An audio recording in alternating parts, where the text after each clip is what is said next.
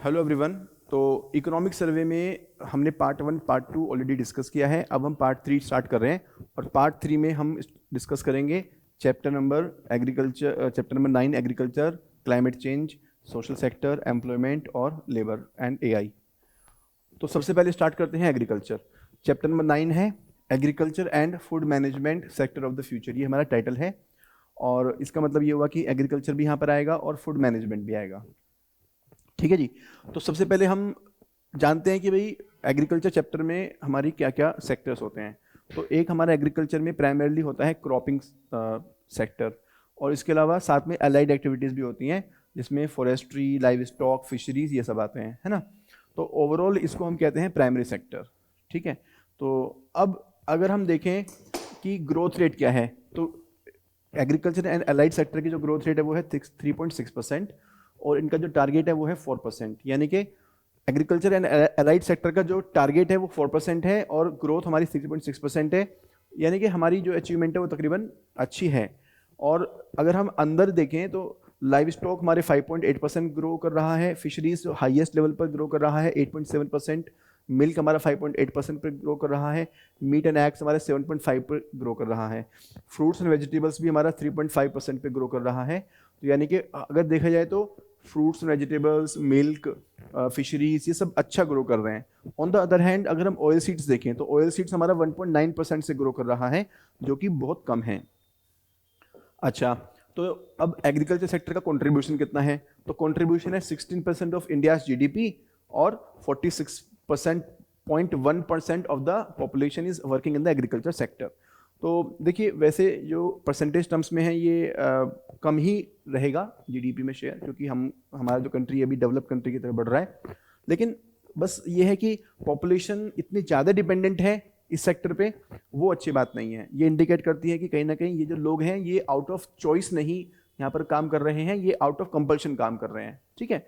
इसके अलावा हमने ऑलरेडी देखा है कि हॉर्टिकल्चर और फिशरी सेक्टर की ग्रोथ काफ़ी अच्छी है, लेकिन साथ में नोटिस करने वाली बात यह है कि हालांकि वीट एंड राइस की प्रोडक्शन काफ़ी ज़्यादा हो रही है, लेकिन प्रोडक्टिविटी कम है, लो प्रोडक्टिविटी है ना। तो प्रोडक्शन ज़्यादा हो रही है वीट एंड राइस की, ज़्यादा क्यों हो रही है? क्योंकि ज़्यादा एरिया ऑक्यूपाइड है। लेकिन ऑन द अदर हैंड जो आपकी प्रोडक्टिविटी है, पर हेक्टेयर प्रोडक्टिविटी है, वो कम है ना। अच्छा, फ्रूट्स, वेजिटेबल्स, पल्सेस इनकी ग्रोथ काफ़ी ज़्यादा हो रही है, नोटेबल इंक्रीज है, क्योंकि कंजम्पशन पैटर्न उस तरह से हो गया है। कंजम्पशन पैटर्न का मतलब यहाँ पर क्या हुआ कि पहले हम लोग फूड सिक्योरिटी की बात करते थे और अब फूड सिक्योरिटी से हम मूव कर रहे हैं न्यूट्रिशनल सिक्योरिटी पे। तो कहीं ना कहीं अगर हमें न्यूट्रिशन चाहिए तो उसके लिए फ्रूट्स, वेजिटेबल्स ये खाने होंगे हमें, है ना, और पल्सेस का कंजम्पशन करना होगा। तो इसी के कॉन्टेक्स्ट में हम लोग आजकल हॉर्टिकल्चर और पल्सेस को ज़्यादा प्रमोट कर रहे हैं। अच्छा जी, एक इम्पोर्टेंट सेक्टर है वो है फ्लोरिकल्चर, यानी कि फ्लावर से संबंधित जो आपका इंडस्ट्री है। तो देखिए ये जो फ्लावर बेस्ड इंडस्ट्री है ये हाईली एक्सपोर्ट ओरिएंटेड है, क्योंकि जो फॉरेन कंट्रीज़ हैं वहाँ पर इसका प्रयोग होता है डेकोरेशन के लिए और आपका परफ्यूम्स बनाने के लिए और एसेंशियल ऑयल्स के लिए। और ये सनराइज सेक्टर है। सनराइज का मतलब हो गया कि फ्यूचर की पोटेंशियल बहुत ज़्यादा है, तो पोटेंशियल इज़ वेरी हाई, है ना। और ये प्रॉमिसिंग सेक्टर भी है। प्रॉमिसिंग क्यों है? क्योंकि फार्मर्स के लिए ये हाई प्रॉफिटेबिलिटी प्रोवाइड करता है। क्यों? क्योंकि एक्सपोर्ट होगा अगर कोई भी आइटम, तो एक्सपोर्टेड आइटम का जो प्राइस होता है वो ऑलरेडी हायर होता है, तो कहीं ना कहीं इसकी वजह से यहाँ पर प्रॉफिटेबिलिटी ज़्यादा होती है। तो इसलिए एक तो ये प्रॉमिसिंग है। दूसरी बात, जैसे हमने बोला, मार्केट में काफ़ी डिमांड है। और तीसरा, जो गवर्नमेंट है वो भी काफ़ी सपोर्ट कर रही है, तो गवर्नमेंट इसमें सब्सिडी दे रही है, क्रॉप लॉन्स दे रही है ना। तो इन कारणों की वजह से हमारा जो ये फ्लोरिकल्चर सेक्टर है काफ़ी प्रॉमिसिंग है। और यहाँ पर जो हमारे मेजर स्टेट आते हैं वो है तमिलनाडु, कर्नाटका। तो ये हमारे दो सदर्न स्टेट्स हो गए, और इधर हमारे मध्य प्रदेश, वेस्ट बंगाल, उत्तर प्रदेश और महाराष्ट्र हो गए। ठीक है। तो ये हमारे मेजर स्टेट्स हैं, थोड़ा सा इनको आप देख लीजिएगा, कई बार प्रीलिम्स में वो स्टेटमेंट बेस्ड क्वेश्चन बना सकते हैं। अच्छा जी, अब ऑयल सीड्स की बात आती है। तो हमने ऑलरेडी देखा कि जो ऑयल सीड्स है यहाँ पे ग्रोथ काफ़ी कम है, 1.9% है ना। और ऑन द अदर हैंड हम लोग इसमें इंपोर्ट बहुत ज़्यादा करते हैं, हमारा कंजम्पशन ज़्यादा है। अगर हम देखें तो ज़्यादातर चीज़ें हम जो ऑयली चीज़ें खाते हैं इंडिया में, है ना, पकवान जो होते हैं शादियों में और वैसे भी फास्ट फूड सब ऑयल से बनता है ना। लेकिन जो प्रोडक्शन है वो काफ़ी कम है। इसकी वजह से हमें इंडोनेशिया और मलेशिया से इंपोर्ट करना पड़ता है। तो ये आप याद रखिएगा, इंडोनेशिया और मलेशिया। अच्छा जी, अब क्लाइमेट चेंज का इम्पैक्ट देखते हैं। तो ये तो बेसिक फैक्ट है कि भाई हमारी जो 50% of India's net sown area है दैट इज रेन फैट, यानी कि वो मानसून पे डिपेंडेंट है। ये बहुत बेसिक फैक्ट है, आपको पता होगा। और मोर देन 2/3 यानी कि हम कह सकते हैं तकरीबन 70% जो एरिया है वो ड्रॉट प्रोन है, जो कि अपने आप में एक चैलेंजिंग टास्क है, क्योंकि ड्रॉट प्रोन होने की वजह से वाटर की स्कार्सिटी रहेगी वहाँ पर, है ना। और हमारे कंट्री में एक्सट्रीम वेदर इवेंट्स काफ़ी बढ़ रहे हैं। एक्सट्रीम वेदर इवेंट्स जैसे कि ड्रॉट्स एंड फ्लड्स, तो ये क्लाइमेट के इम्पैक्ट हैं एग्रीकल्चर पे। आपको बेसिकली पता होने चाहिए कि क्या क्या इम्पैक्ट्स होते हैं। अच्छा जी, एक बहुत अच्छा मॉडल इन्होंने दिया हुआ है, महाराष्ट्र मॉडल। और महाराष्ट्र में एक मॉडल है महा एफपीसी। एफपीसी का मतलब होता है फार्मर प्रोड्यूसर कंपनी। तो जो फार्मर्स जो प्रोड्यूस करते हैं, जो प्रोड्यूसर फार्मर्स हैं, उन्होंने मिलकर के एक कंपनी बनाई है। तो ये जो कंपनी है ये कोऑपरेटिव मॉडल पे काम करती है, और कोऑपरेटिव मॉडल पे ये सपोर्ट करती है basically storage, transportation and marketing में। इसका मतलब क्या हुआ कि जो फार्मर्स हैं वो अपनी क्रॉप्स को, जैसे कि पल्सेस हो गई, वेजिटेबल्स हो गई, है ना, तो इनको स्टोरेज सेंटर्स में लेके जाते हैं, जो कि एफपीसी चलाती है। और उसके बाद ये एफपीसी बहुत सारे फार्मर से प्रोड्यूस को इकट्ठा करके लेके जाती है मार्केट में। और मार्केट में क्योंकि ये इतने सारे फार्मर्स की प्रोड्यूस एक साथ जाती है, तो इनकी बार्गेनिंग पावर बढ़ जाती है, जिसकी वजह से इनको प्राइस बेटर मिलता है। इनफैक्ट जो ये एफपीसी है ये एमएसपी प्रॉमिस करती है। ये कहती है कि जो सरकार आपको एमएसपी ऑफर कर रही है उसी रेट पर हम भी खरीदने के लिए तैयार हैं आपसे, है ना। तो फार्मर्स को कहीं ना कहीं बेटर प्राइसिंग मिलती है, और इससे गवर्नमेंट का भी फायदा होता है कि गवर्नमेंट की जो एमएसपी का ऑब्लिगेशन है वो कम हो जाता है, तो सरकार का जो रेवेन्यू डेफिसिट है वो कम हो जाएगा। तो ये मॉडल है जिसका आप मेंस के आंसर्स में वैल्यू एडिशन के लिए यूज कर सकते हैं। अच्छा जी, अब बात करते हैं एग्रीकल्चर फाइनेंस की। तो एग्रीकल्चर फाइनेंस में अगर हम देखें 1951 में जो share of non institutional credit था, नॉन इंस्टीट्यूशनल क्रेडिट का मतलब क्या हुआ, जैसे कि मनी लेंडर्स या जो इनफॉर्मल लेंडर्स होते हैं जैसे कि आड़तिया होते हैं, है ना, तो वो काफ़ी ज़्यादा लोन देते थे, उनका शेयर सबसे ज़्यादा था। और अब धीरे धीरे ये कम होकर के हो गया है 25%। अब ये अच्छी बात है। अच्छी बात क्यों है? क्योंकि मनी लेंडर से इनफॉर्मल लैंडिंग जो हम लेते हैं उसमें फार्मर्स को रेट ऑफ इंटरेस्ट ज़्यादा देना पड़ता है, अकाउंट्स का मैनिपुलेशन होता है, और कहीं ना कहीं वो एक बेसिकली सस्टेनेबल सोर्स नहीं है। तो उसको हमने रिप्लेस किया है गवर्नमेंट ने फॉर्मल सोर्सेज से, जिसको हम कहते हैं इंस्टीट्यूशनलाइज्ड क्रेडिट। तो ये देखिएगा इनका शेयर 5% से बढ़ के हो गया 75%। तो यहाँ पर जितने भी कमर्शियल बैंक्स हैं, रीजनल रूरल बैंक्स हैं, किसान क्रेडिट कार्ड हैं, या फिर आपके कोऑपरेटिव बैंक्स हैं, तो उनके थ्रू ये सारी क्रेडिट प्रोवाइड की जा रही है। तो ये कहीं ना कहीं एक बहुत अच्छा डेवलपमेंट है। ठीक है जी। अच्छा, अब हम आते हैं माइक्रो इरिगेशन। तो हमने अभी बात की थी कि हमारा जो 2/3 से ज़्यादा एरिया है वो ड्रॉट प्रोन है, यानी कि वहाँ पर वाटर स्कार्सिटी का इशू हो सकता है। तो हमें वाटर को सेव करना होगा। वाटर सेव करने के लिए सबसे बेस्ट है माइक्रो इरिगेशन, जिसमें आपकी ड्रिप इरिगेशन और ये सब आते हैं। तो यहाँ पर देखिएगा 2005-10 के कंपैरिजन में अब 15 से 23 में हमारा जो एरिया अंडर माइक्रो इरिगेशन है ये 4 टाइम्स हो गया है। तो ये बहुत अच्छी बात है ना। अच्छा, हमारी मेजर स्कीम्स कौन कौन सी हैं for promoting the sustainable farming? Sustainable farming के लिए, यानी कि जो क्लाइमेट फ्रेंडली फार्मिंग है या जो हमारी वाटर स्ट्रेस्ड रीजन है उनको सपोर्ट करने के लिए, तो एक हमारा है soil health card. Soil health card का फ़ायदा क्या होगा? सोइल हेल्थ कार्ड में हम सोइल की प्रोफाइलिंग करेंगे और उसमें जो न्यूट्रिएंट्स हैं जिनकी मात्रा कम है उनके हिसाब से ही हम फर्टिलाइज़र को यूज़ करेंगे। तो उससे हमारा क्या होगा कि हमारा टारगेटेड वे में फर्टिलाइज़र यूज़ होगा। सेकंड हमारा स्कीम है परंपरागत कृषि विकास योजना।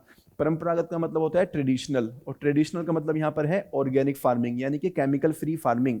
तो यहाँ पर हम किसी भी केमिकल फर्टिलाइजर का यूज़ नहीं करेंगे, किसी भी केमिकल पेस्टिसाइड का यूज़ नहीं करेंगे, है ना। और थर्ड नंबर पे हमारी स्कीम आती है नेशनल बम्बू मिशन। तो बम्बू जो है होता है वो ज़्यादातर आपका नॉर्थ ईस्ट स्टेट्स में मिलता है, और इसका सबसे बड़ा एडवांटेज है कि ये इको फ्रेंडली है और साथ में इसके ऊपर काफ़ी सारी इंडस्ट्रीज़ भी बिल्ड होती हैं। और फोर्थ आपकी स्कीम है पर ड्रॉप पर ड्रॉप मोर क्रॉप, ये जो स्कीम है ये आपका प्रधानमंत्री कृषि सिंचाई योजना का हिस्सा है जो कि माइक्रो इरिगेशन पर फोकस करती है। तो पर drop more crop is focusing on the micro irrigation, ठीक है जी। और लास्ट आपकी आती है mission organic value chain development in the north eastern region. इसका मतलब ये हुआ कि नॉर्थ ईस्टर्न रीजन में हम वैल्यू चेन डेवलप करेंगे ऑर्गेनिक एग्रीकल्चर की, ठीक है जी। तो ये हमारे हो गए सस्टेनेबल फार्मिंग के ऑप्शंस। अच्छा जी, अब हमारा आता है फूड मैनेजमेंट। हल्का सा टच दिया है, ज़्यादा कुछ इस यहाँ पर नहीं है। तो फूड मैनेजमेंट में आपको पता ही होगा कि हमारे पास नेशनल फूड सिक्योरिटी एक्ट है और साथ में कोविड के बाद में प्रधानमंत्री गरीब कल्याण अन्न योजना भी लाए थे। अच्छा, इसमें सबसे बड़ा एडवांटेज जो हुआ है नेशनल फूड सिक्योरिटी एक्ट में कि पहले हमारा जो फूड सिक्योरिटी मॉडल था वो वेलफेयर बेस्ड था, यानी कि फार्मर्स जो है जो कस्टमर्स है वो डिपेंडेंट थे सरकार के चॉइस के ऊपर। लेकिन अभी क्या है कि जो हमारे सिटीजन्स हैं उनका राइट है, तो अभी वो एम्पावर्ड हैं। तो राइट्स बेस्ड अप्रोच ये हमारा 2013 के बाद आया है, ये हमें पता ही है, बेसिक फैक्ट है। अच्छा जी, अब बात आती है फूड ग्रेन में प्रोडक्शन की क्या स्टेटस है। तो देखिए हाईएस्ट प्रोडक्शन आज तक की हुई है फूड ग्रेन में, है ना। लेकिन प्रॉब्लम क्या है कि फूड ग्रेन ओवरऑल प्रोडक्शन तो ज्यादा है, ओवर प्रोडक्शन ही है बेसिकली, लेकिन प्रोडक्टिविटी कम है ना। तो ये प्रॉब्लम है। अच्छा जी, कुछ इंपॉर्टेंट स्कीम्स के नाम मैंने यहाँ पर दिए हुए हैं, जहां पर भी प्रधानमंत्री लग जाए वो स्कीम अपने आप में इंपॉर्टेंट हो जाती है। ये आप देख लीजिएगा क्योंकि कहीं कहीं पे कुछ रेफरेंस दिया हुआ था, इसलिए मैंने यहाँ पर लिख दिया।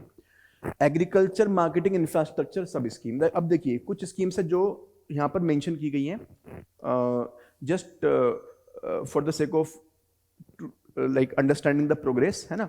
तो हमें हल्का सा बस पता होना चाहिए कि ये स्कीम में क्या फैसिलिटी होती है, क्योंकि कई बार एग्जाम में क्वेश्चन बन जाता है और हमें मेंस में भी गवर्नमेंट इनिशिएटिव्स में ये मेंशन करने में हेल्प होगी।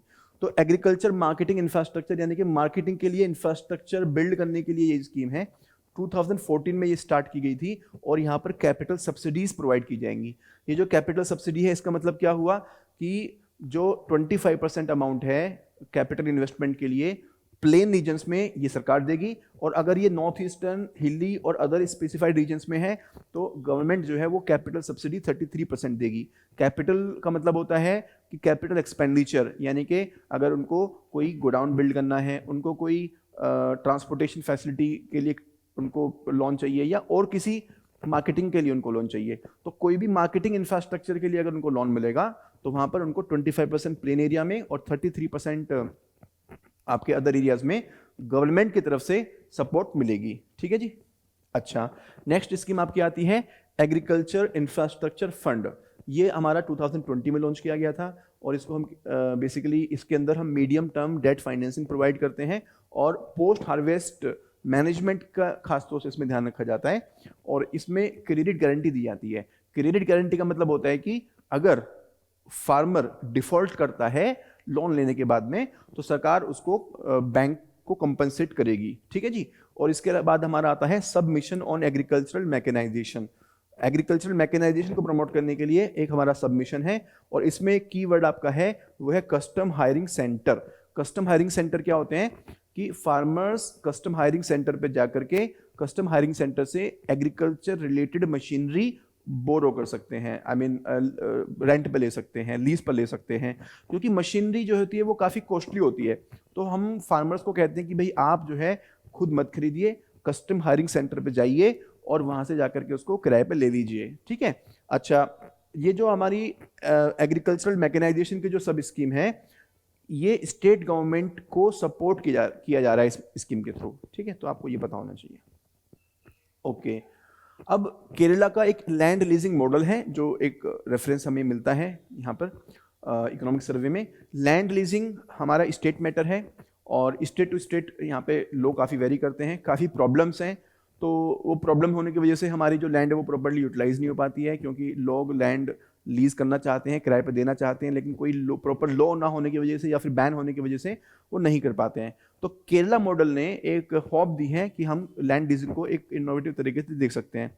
तो केरला मॉडल में क्या होता है, केरला मॉडल में सेल्फ हेल्प ग्रुप्स होते हैं जिसमें मैन या वुमेन हो सकते हैं। They lease the land for 3 to 5 years, यानी कि वो दूसरों से किराए पे लेते हैं 3 से 5 साल के लिए फॉर द हॉर्टिकल्चर पर्पस, उसमें हॉर्टिकल्चर ग्रो करते हैं, ठीक है। इसके अलावा जो एग्रीमेंट होता है ये इंडियन कॉन्ट्रैक्ट एक्ट 1872 में होता है, यानी कि उसके लिए कोई सेपरेट कानून नहीं है, एक जनरल कानून है, वहां पर एग्रीमेंट होता है, यानी कि एक पक्का काम हो गया इसके थ्रू, है ना।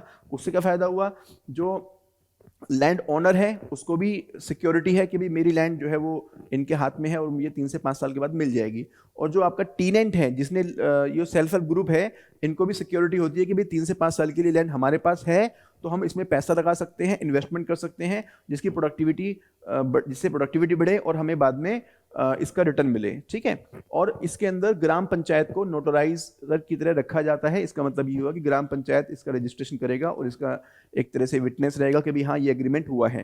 तो ये एक ऐसा मॉडल है जिससे क्या बेनिफिट होता है कि एक तो जो हमारे सेल्फ हेल्प ग्रुप्स होते हैं जो किराए पे लेते हैं ज़मीन को, उनको क्रेडिट मिल जाता है और इंश्योरेंस मिल जाता है, क्योंकि जो सरकार की स्कीम्स हैं जैसे किसान क्रेडिट कार्ड हो गया या फिर आपका जो प्रधानमंत्री फसल बीमा योजना हो गई, तो उसका बेनिफिट इनको मिल जाएगा। दूसरी बात, इससे हॉर्टिकल्चर की प्रोडक्शन भी बढ़ रही है और हमने ऑलरेडी देखा है कि भाई हॉर्टिकल्चर इंपॉर्टेंट है। क्यों इंपॉर्टेंट है? क्योंकि न्यूट्रिशन में उसको यूज़ करना होता है। और थर्ड, इसके एडवांटेज होता है कि लैंड के अंदर इन्वेस्टमेंट हो जाता है, तो लैंड मेंटेनेंस और प्रोडक्टिविटी बढ़ जाती है, ठीक है। तो ये केरला मॉडल को आप अपने मेंस के आंसर में यूज कर सकते हैं। लैंड लीजिंग के ऊपर भी डायरेक्टली क्वेश्चन आ सकता है, ठीक है। अच्छा, अब लास्ट में आपका कि भाई ओवरऑल सेक्टर की अगर बात करें एग्रीकल्चर की, तो चैलेंजेस उन्होंने मेंशन किए हुए हैं। पहला चैलेंज है that there is a extra production of cereals, मतलब जैसे कि राइस, व्हीट एंड ऑल, है ना।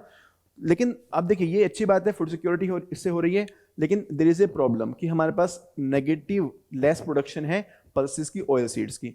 पल्सेस में हमने देखा कि भाई ये न्यूट्रिशन के लिए इंपॉर्टेंट है, ऑयल सीड्स में हमने देखा कि ये हम इंपोर्ट डिपेंडेंट है इंडोनेशिया और मलेशिया से। तो कहीं ना कहीं इन चैलेंज को हमें दूर करना है।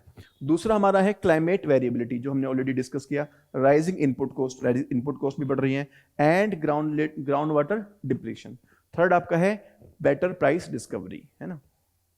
अच्छा जी, कुछ सजेशंस उन्होंने बताए हुए हैं। माइक्रो इरिगेशन को प्रमोट करना होगा, क्लाइमेट रेजिलिएंट क्रॉप्स को प्रमोट करना होगा, डिजिटाइजेशन ऑफ एग्रीकल्चर करना होगा, और डाइवर्सिफाइड फार्मिंग। तो ये लास्ट वाला पॉइंट मुझे काफ़ी अच्छा लगता है कि हमें सस्टेनेबल फार्मिंग करनी होगी, लाइव स्टॉक की, हॉर्टिकल्चर की, फिशरीज की, यानी कि वो सेक्टर्स जो अच्छा परफॉर्म कर रहे हैं इनको हमें साथ लेके चलना होगा, ठीक है। तो देखिए एग्रीकल्चर सेक्टर GS3 में इंपॉर्टेंट है, उसके अलावा स्टेटमेंट बेस्ड क्वेश्चन आ सकते हैं। तो ये हमारा कंप्लीट एग्रीकल्चर सेक्टर हुआ। So now chapter 10। तो chapter 10 is about climate and environment, okay. और देखिए आपको पता होगा कि क्लाइमेट चेंज से फाइट करने के लिए हमारे पास दो ऑप्शंस हैं, एक तो है मिटिगेशन और दूसरा है एडेप्टेशन। तो मिटिगेशन का मतलब होता है प्रिवेंट करना, यानी कि जो भी हमारे ग्रीन हाउस गैस एमिशंस हैं उसको मिनिमाइज करना। और दूसरा हमारा होता है एडेप्टेशन। एडेप्टेशन का मतलब होता है कि ऑलरेडी एग्जिस्टिंग जो इकोनॉमिक एक्टिविटीज़ हैं उनको अडेप्ट करना, यानी कि उनको एडजस्ट करना, so that there is a minimum impact over the economy, ठीक है। तो ये जो क्लाइमेट एंड एनवायरनमेंट है, यहाँ पर हमारे जो थीम है वो है एडेप्टेशन मैटर्स, यानी कि इंडिया के लिए एडेप्टेशन इंपॉर्टेंट है। तो out of mitigation and adaptation is important.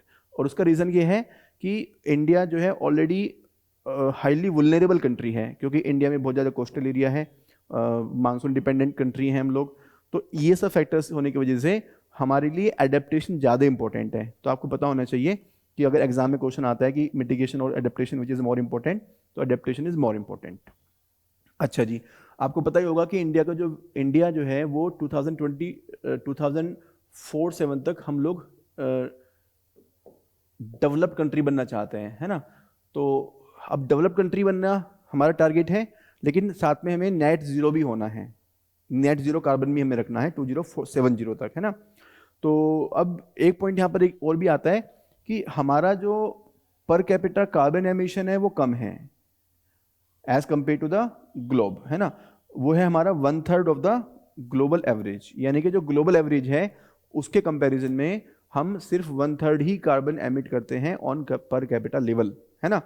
तो ये एक बहुत अच्छी बात है। लेकिन क्योंकि आज के समय में हर किसी के ऊपर क्लाइमेट चेंज का इम्पैक्ट है, तो इंडिया को भी बराबर एफर्ट करने होंगे क्लाइमेट चेंज को मिनिमाइज करने के लिए और क्लाइमेट चेंज के इम्पैक्ट को मिनिमाइज करने के लिए, है ना। तो हमारा जो कमिटमेंट है, India has committed to the low carbon growth. तो हालांकि हमारा कंट्रीब्यूशन बहुत कम है पर कैपिटल लेवल पे, लेकिन फिर भी हमें बहुत ज़्यादा फोकस करना है लो कार्बन पे।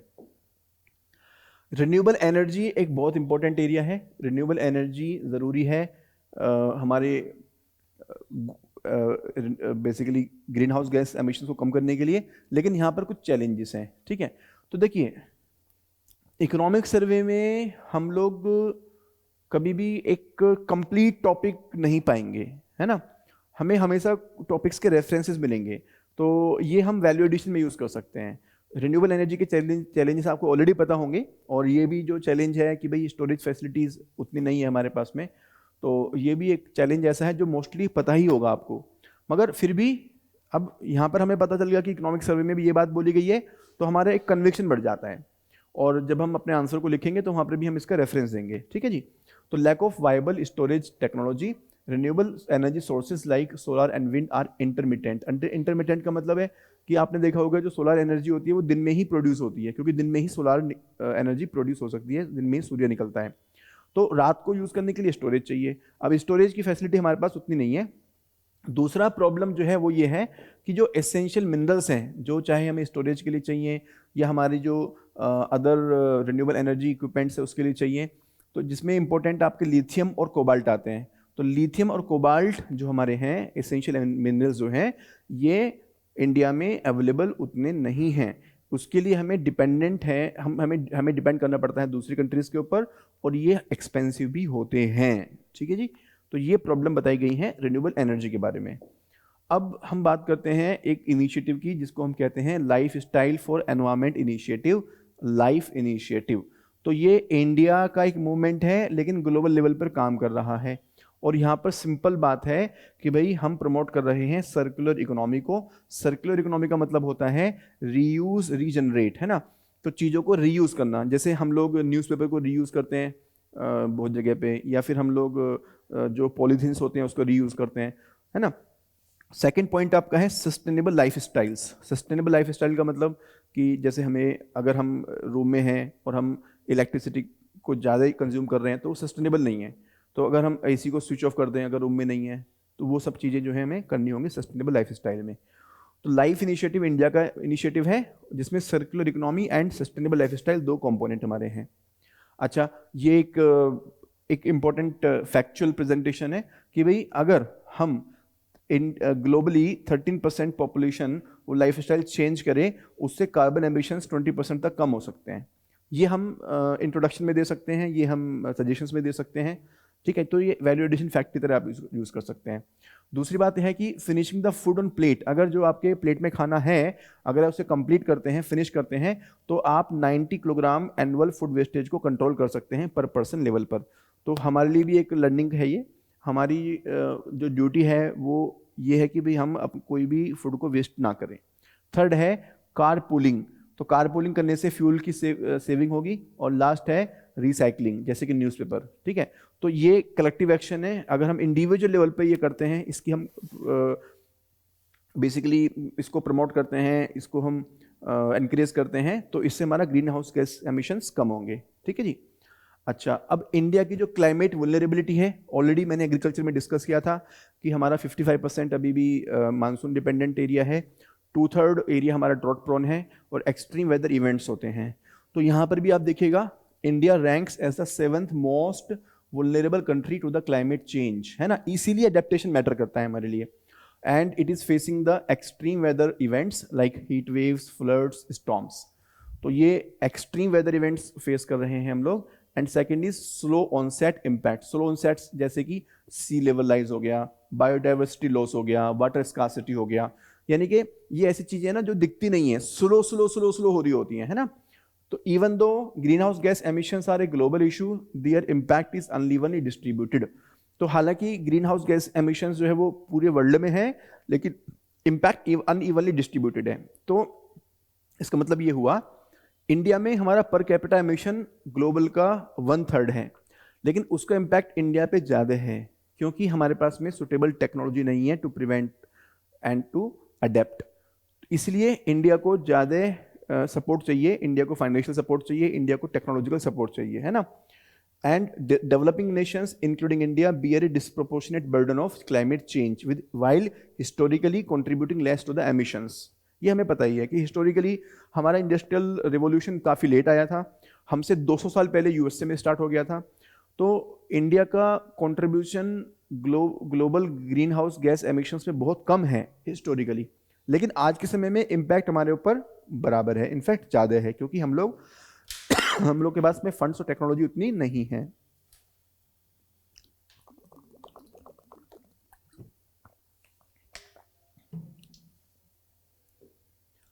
Mitigation bias in international fund flow of funds. जो भी ग्लोबल फंड्स आ रहे हैं वो मिटिगेशन ओरिएंटेड है, एडेप्टेशन ओरिएंटेड नहीं है, जबकि इंडिया के लिए क्या मैटर करता है, एडेप्टेशन, है ना। तो international flow of funds for climate actions are highly inadequate and are biased in favour of mitigation. ये चीज हमें पता होनी चाहिए, है ना। और इंडिया का जो एडेप्टेशन एक्सपेंडिचर है वो हमारा बढ़ रहा है। हम इंडिया की जो प्रायोरिटी है वो एडेप्टेशन है, ये हम ऑलरेडी डिस्कस कर चुके हैं। COP29 हुआ था UNFCCC का, और बाकू में हुआ था 2024 में हुआ था। यहाँ पर कुछ ऑब्जर्वेशंस हैं जो हमारे लिए रेलिवेंट हैं। Developed countries fell 38% short of their nationally determined contributions. तो जो भी इन्होंने टारगेट्स लिए थे पेरिस एग्रीमेंट के अंदर, इंडिविजुअल कंट्रीज ने वो अपने टारगेट को मीट नहीं कर पाए हैं, ठीक है। और साथ में the new collective quantified goal NCQG set at COP29, है ना, जो यहाँ पर सेट हुआ था, लैक्स द फंडिंग कमिटमेंट। तो जो हमें जितनी फंडिंग चाहिए, तो बेसिकली हमने यहाँ पर कुछ NCQG सेट किए थे, लेकिन उसके लिए जो हमें फंडिंग चाहिए वो अप्रोप्रिएट नहीं है। तो बेसिकली अभी जो हमारा फंडिंग टारगेट हमने सेट किया है वो $300 बिलियन सेट किया है, लेकिन एक्चुअली जो रिक्वायरमेंट है वो हमारी $5 to 6 ट्रिलियन है, यानी कि जो हमारी रिक्वायरमेंट है ऑलमोस्ट 20 टाइम्स है। तो ये हमारा एक फैक्चुअल पार्ट है। अब हम आते हैं कि कुछ नेशनल एडेप्टेशन प्लान हमारा बन रहा है। It is being prepared by the MOEFCC, ministry of environment, forest and climate change. ये एक नेशनल एडेप्टेशन प्लान बना रही है, और इसमें इनका जो पर्पस है वो है to identify the adaptation priorities, कि हम एडेप्टेशन कहाँ कहाँ पे करेंगे, to align the strategies with the sustainable development goals, SDG जो हमारे हैं उनसे बेसिकली हमारी एडेप्टेशन प्रायोरिटीज़ को मैच करना। And third, ensuring the climate resilience across all regions and all sectors, यानी कि एक कॉम्प्रिहेंसिव अप्रोच में लेके चलना है। In December 23, India submitted its initial adaptation communication to the UNFCCC. Okay, तो नेशनल एडेप्टेशन प्लान कौन बना रहा है, MOEFCC, ये हमें पता होना चाहिए। अच्छा, अब सेक्टर वाइज देखते हैं हम लोग, सेक्टर वाइज एडेप्टेशन स्ट्रेटजीज क्या होंगी। अच्छा, ये हमारा मेंस के लिए रेलिवेंट है ना। तो पहली बात तो एग्रीकल्चर सेक्टर। एग्रीकल्चर सेक्टर में प्रॉब्लम्स क्या है हमारी, वो है हीट स्ट्रेस और वाटर स्कार्सिटी। तो गर्मी में ये दोनों समस्याएं होती हैं। इसके लिए हम क्या कर रहे हैं, एक तो हम सीड्स पे काम कर रहे हैं, हम लोग रिसर्च कर रहे हैं और क्लाइमेट रेजिलिएंट सीड्स को बना रहे हैं। दूसरा, हम ग्राउंड वाटर कंजर्वेशन पे फोकस कर रहे हैं, तो सीड्स हो गया, वाटर हो गया। तीसरा, हम सोइल हेल्थ इंप्रूवमेंट पे काम कर रहे हैं, और चौथा, हम क्रॉपिंग पैटर्न को मॉडिफाई करके इंप्रूवमेंट कर रहे हैं। तो इसका एग्जांपल है कि जैसे पंजाब है, तो पंजाब में हमारा जो फोकस है वो कहीं ना कहीं पास्ट में राइस पे रहा है, लेकिन राइस जो है ये वाटर इंटेंसिव क्रॉप्स है। On the other hand the Punjab is facing the problem of water shortage, है ना। तो क्योंकि पंजाब में हमने ऑलरेडी ट्यूबवेल का यूज़ करके ग्राउंड वाटर को बहुत ज़्यादा एक्सट्रैक्ट कर लिया है, तो हम लोग राइस को अगर पंजाब में ग्रो करेंगे तो वो सस्टेनेबल नहीं है। तो हमें क्रॉपिंग पैटर्न को इस तरह से मॉडिफाई करना होगा कि जो चेंजिंग क्लाइमेट कंडीशंस हैं उसको सूट करे, है ना। तो ये हमारी की एडेप्टेशन मेजर्स हैं। अच्छा जी, अब आती है अर्बन एरियाज़ के बारे में। तो अर्बन एरियाज़ के बारे में बेसिकली अर्बन एरियाज़ में क्लाइमेट चेंज से क्या प्रॉब्लम होती है, एक तो हीट स्ट्रेस, यानी कि गर्मी बहुत ज़्यादा बढ़ जाती है। सेकेंड इज़ फ्लडिंग, आपने देखा होगा दिल्ली में भी लास्ट ईयर फ्लडिंग हुई थी, काफ़ी अनफॉर्चुनेट थी। और ground water depletion, ground water आपका शॉर्ट हो जाता है। तो इसके लिए हमारे पास national mission on sustainable habitat 2010 है, जहाँ पर हम लोग वेस्ट एंड वाटर मैनेजमेंट करते हैं। तो बेसिकली सीवरेज लाइंस, नाले बनाने, वाटर को अच्छे से ट्रीट करना, है ना। ग्रीन बिल्डिंग का यूज़ करते हैं। ग्रीन बिल्डिंग का मतलब कि हवादार और उजाले वाली बिल्डिंग हो हमारी। सस्टेनेबल मोबिलिटी, यानी कि रिन्यूएबल एनर्जी ड्रिवन हो और पब्लिक ट्रांसपोर्टेशन बेस्ड हो। Amrut, Atal mission for regeneration and urban transformation. तो बेसिकली इसमें हम एग्जिस्टिंग जो हमारी बॉडीज़ हैं उनको हम रिजनरेट करते हैं। एंड स्टॉर्म वाटर मैनेजमेंट, ये इंपॉर्टेंट स्पेशली हमारा है कोस्टल एरियाज के लिए जहाँ पर साइक्लोन्स वगैरह आते हैं ना, और ग्रीन स्पेसेस यानी कि पार्क्स को डेवलप करना, ठीक है जी। तो national mission on sustainable habitat, ये हमारी पॉलिसी 2010 से है अर्बनाइजेशन के लिए। इसके बाद कोस्टल एरियाज में हमारा जो कोस्टल एरिया है वो 7600 किलोमीटर्स है, और यहाँ पर प्रॉब्लम हमारी है हाई सी लेवल राइज की और एक्सट्रीम स्टॉर्म्स की, है ना। तो सी लेवल राइज हो रहा है धीरे धीरे, जो हमने देखा था स्लो ऑनसेट इम्पैक्ट, और एक्सट्रीम स्टॉर्म्स, ये हमारी एक्सट्रीम वेदर इवेंट्स के बारे में हो गया। अब यहाँ पर हमारी जो मेन स्ट्रेटजीज है वो क्या है, मैंग्रोव एफोरेस्टेशन, है ना। तो हम मैंग्रोव्स को लगाएंगे, जिसको हम लोग मिस्टी इनिशिएटिव के अंदर लगाएंगे। मैंग्रोव से क्या फ़ायदा होता है कि हम कहीं ना कहीं जो एक्सट्रीम स्टॉर्म्स हैं उनसे अपने आप को प्रोटेक्ट कर सकते हैं। Second is building the sea walls and artificial reefs to prevent the erosion, है ना। तो ये हमारी दो स्ट्रेटजीज हैं, mangroves and sea walls and artificial reefs. Water resources के मैनेजमेंट में हमारी क्या एडेप्टेशन स्ट्रेटजी है, इसके लिए हमारे पास है जल शक्ति अभियान, जो वाटर कंजर्वेशन के लिए इंपॉर्टेंट है ना। उधर हमारे पास में भूनीर पोर्टल भी है, जो कि ग्राउंड वाटर लेवल के मॉनिटर करने के लिए है। एक और यहाँ पर फैक्ट है कि G7 कंट्रीज जो हैं, G7 में कौन कौन सी कंट्री आती है, Canada, US, UK, Germany, France, Italy, Japan. ये कंट्रीज जो हैं ये अभी भी फॉसिल फ्यूल पर रिलाई करती हैं, है ना।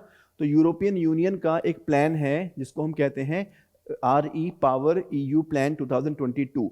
इस प्लान के अंदर भी हालांकि रिन्यूएबल एनर्जी के लिए है, लेकिन अभी भी यहाँ पर LNG को सपोर्ट किया गया है। LNG फॉसिल फ्यूल बेस्ड होती है। सेकंड है कि अभी भी यहाँ पर fossil fuel based power generation हो रही है। तो कंप्लीटली इंडिया को अगर हम बोले कि भाई आप सारी एनर्जी रिन्यूएबल से बनाओ, तो वो अप्रोच ठीक नहीं है ना। अच्छा, ये आप देखिएगा कि G7 कंट्रीज का अगर हम देखें ना, तो फॉसिल फ्यूल्स का जो रेशियो है वो काफ़ी ज़्यादा है। यहाँ पर देखिए कनाडा का 65% है, USA का 80% है, यूके का 74% है, जर्मनी का 75% है, फ्रांस का 48% है, इटली का 80% है, जापान का 83% है। और एक यहाँ पर और चीज़ नोटिस कीजिएगा, न्यूक्लियर एनर्जी। तो न्यूक्लियर एनर्जी सबसे ज़्यादा है आपकी फ्रांस के पास है ना। फ्रांस का 35% जो एनर्जी है वो न्यूक्लियर से आता है। और जापान और जर्मनी का एक पैटर्न देखिएगा, जापान का 1992 में 11% था, अभी 3.99% हो गया है, क्योंकि जापान में काफ़ी सारी अर्थक्वेक आते रहते हैं। अर्थक्वेक आने से कई बार वहाँ पर ये न्यूक्लियर डिजास्टर बन जाता है, जैसे कि 2011 में हुआ था। उसी तरह से जर्मनी में देखिएगा 1992 में 11.24% था न्यूक्लियर, और अभी ये आपका बहुत कम रह गया है। तो जर्मनी और जापान ने न्यूक्लियर डिपेंडेंस कम की है, जबकि फ्रांस ने बढ़ाई है। और इंडिया में अभी रिसेंट जो बजट आया था, बजट के अंदर भी न्यूक्लियर एनर्जी पे फोकस करने की बात की गई थी। इसलिए ये बेसिकली हमारे लिए रेलेवेंट हो जाता है। न्यूक्लियर का शेयर में पता होना चाहिए कि भाई वर्ल्ड वाइड क्या मैटर चल रहा है अभी आजकल। कोल सेक्टर का इंडिया के एनर्जी मिक्स में अगर हम बात करें तो काफ़ी बड़ा शेयर है, मोर देन 50% है। और बेसिकली हालांकि कोल बेस्ड पावर प्लांट बंद करने की बात चलती है, लेकिन unlike developed countries, India's coal based power plants were mostly built post 2010 के बाद ही मोस्टली बिल्ट हुए थे। And shutting them down prematurely would waste investments and creates energy shortage. अगर हम ये जो नए पावर प्लांट हमारे बने हैं इनको बंद कर देंगे तो एक तो हमने बहुत ज़्यादा पैसा लगाया था वो वेस्ट हो जाएगा, और इसके बाद हमारे पास जो एनर्जी है वो शॉर्ट पड़ जाएगी, क्योंकि हमारे पास में अभी और कोई सोर्स नहीं है। और ये जो हमारे प्लांट्स हैं, क्योंकि लेटेस्ट प्लांट्स हैं, तो ये एनर्जी एफिशिएंट हैं। तो यहाँ पर जो हमारी टेक्नोलॉजी यूज़ होती है वो है advanced ultra super critical AUSC technology. It will reduce the emissions by 11%, है ना। तो ये AUSC टेक्नोलॉजी है। ओके जी, अच्छा ये आप देख लीजिएगा, इंडिया में हमारा जो पावर जनरेशन हो रहा है वो सबसे ज़्यादा कोल से हो रहा है 46.2%, और साथ में गैस थे। तो ये दोनों मिलाकर के ये फॉसिल फ्यूल बेस्ड आपकी हो गई मोर देन 50%, है ना। और रिन्यूएबल एनर्जी में हमारा हो रहा है हाईएस्ट हमारा हो रहा है सोलार से, सेकंड हाईएस्ट हमारा हो रहा है हाइड्रो से, थर्ड हमारा हो रहा है आपका विंड से, है ना। न्यूक्लियर से बहुत ही कम है, 1.8%, लेस देन 2% है। और अदर रिन्यूएबल एनर्जी हमारा 3.5% है। डीजल बहुत कम है, लिग्नाइट बहुत कम है ना। अच्छा जी, बाकी ये कुछ फैक्ट्स दिए हुए हैं, नॉट सो इम्पोर्टेंट, इसलिए मैं इसको ज़्यादा फोकस नहीं कर रहा हूँ। हमारी चैलेंजेस और प्रायोरिटीज़ क्या हैं क्लाइमेट चेंज में? तो चैलेंजेस हमारे हैं कि जो इंटरनेशनल सपोर्ट है फाइनेंस और टेक्नोलॉजी के लिए ये इनएडिक्वेट है, और इंडिया जो है ये अपनी बजटरी रिसोर्सेज से इसको मीट करना चाहती है। और दूसरी बात ये है कि इंडिया का जो ग्रोथ रेट है वो अचीव करने के लिए बेसिकली अगर हम वो अचीव करना चाहते हैं तो साथ साथ में हमें एक चीज़ और ध्यान में रखनी होगी, नेट जीरो टारगेट हमें देखना होगा 2070 तक, है ना। तो India has to become a developed country by 2047, but also has to ensure that we become net zero country by 2070, है ना। And we also have to follow a low carbon development path, जैसे हमने देखा कि हमारा low carbon path रहेगा ही रहेगा, while ensuring the job creation and affordable energy security। साथ साथ में जॉब क्रिएशन पर भी फोकस करना होगा, अफोर्डेबिलिटी पे भी फोकस करना होगा, and also we have to understand the limitations of renewable energy, कि भाई स्टोरेज का इशू है, क्रिटिकल मिनरल्स नहीं मिल रहे हैं हमें, है ना। अच्छा, हमारी प्रायोरिटीज़ क्या हैं? तो प्रायोरिटीज़ हमारी हैं bringing adaptation to the forefront given higher vulnerability to the climate change, कि हमने देखा कि एडेप्टेशन हमारे लिए इंपॉर्टेंट है। Second, we have to decrease the emission intensity of the power generation, and third, we have to improve the life styles, जो हमने already discuss की हुई है चीज़ें, ठीक है जी। Okay, now we have chapter number 11, social sector. तो सोशल सेक्टर में हमारा स्पेशल फोकस होगा हेल्थ एजुकेशन पर।